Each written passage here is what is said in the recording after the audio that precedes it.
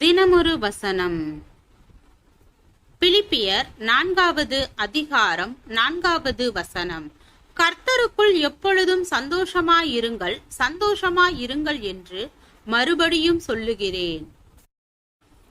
யார் சந்தோஷம் இல்லாதவர்கள் என்ற கேள்விக்கு யார் பிறருக்கு சந்தோஷம் தரும் விதமாக வாழவில்லையோ அவர்கள்தான் சந்தோஷம் இல்லாதவர்கள் என்பதே சரியான விடையாயிருக்கும்.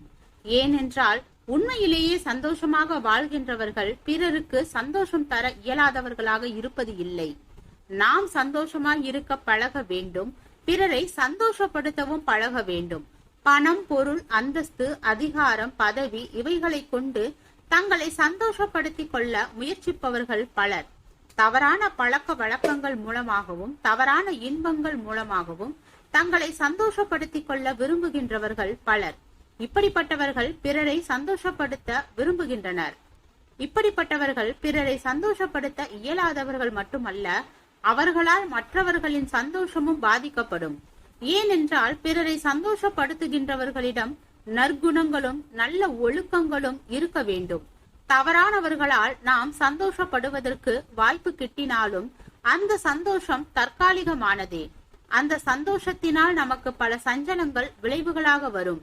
ஆண்டவராகிய இயேசு கிறிஸ்து பிதாவாகிய தேவனுடைய நெருங்கின ஐக்கியத்தினால் தம்மை சந்தோஷப்படுத்தியவர். எனவே அவரால் பிறரை எப்போதும் சந்தோஷப்படுத்த முடிந்தது.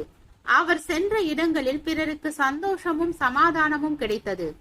அவர் தம்மை போல தம்முடைய சீடர்களும் சந்தோஷமாய் இருக்க வேண்டும் என்று விரும்பினார். சிலர் தங்களுக்கு நெருக்கமானவர்களை சந்தோஷப்படுத்த விரும்பினாலும் முடிவதில்லை. ஏனென்றால் அவர்கள் தூய்மையான வழிகளில் தங்களுக்குள் சந்தோஷமாய் இருக்க அறியாததால் பிறரை அவர்கள் சந்தோஷப்படுத்த இயலவில்லை.